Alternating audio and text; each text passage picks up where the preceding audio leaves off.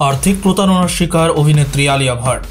৭৭ লক্ষ টাকা হাতিয়ে গ্রেপ্তার প্রাক্তন সহকারী। জালিয়াতির শিকার অভিনেত্রী আলিয়া ভट्ट। তার প্রাক্তন সহকারী বেদিকা প্রকাশ শেট্টির বিরুদ্ধে অভিযোগ ৭৭ লক্ষ টাকা হাতিয়ে নেওয়ার। আলিয়ার মা বর্ষিয়ান অভিনেত্রী সোনি রাজদান গত ২৩ জানুয়ারি পুলিশে অভিযোগ দায়ের করেন। অবশেষে গ্রেপ্তার অভিযুক্ত। পুলিশ জানাচ্ছে ২০২১ থেকে ২০২৪ সাল পর্যন্ত আলিয়ার ব্যক্তিগত সচিব হিসেবে কাজ করতেন ওই যুবতী। অভিনেত্রীর আর্থিক লেনদেনের বিষয়টি তিনিই দেখতেন।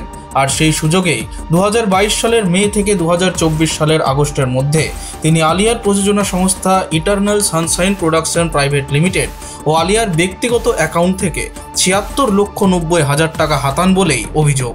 পরে বিষয়টি নজরে আসে অভিনেত্রীর মায়ের। তিনিই পুলিশের দ্বারস্থ হন।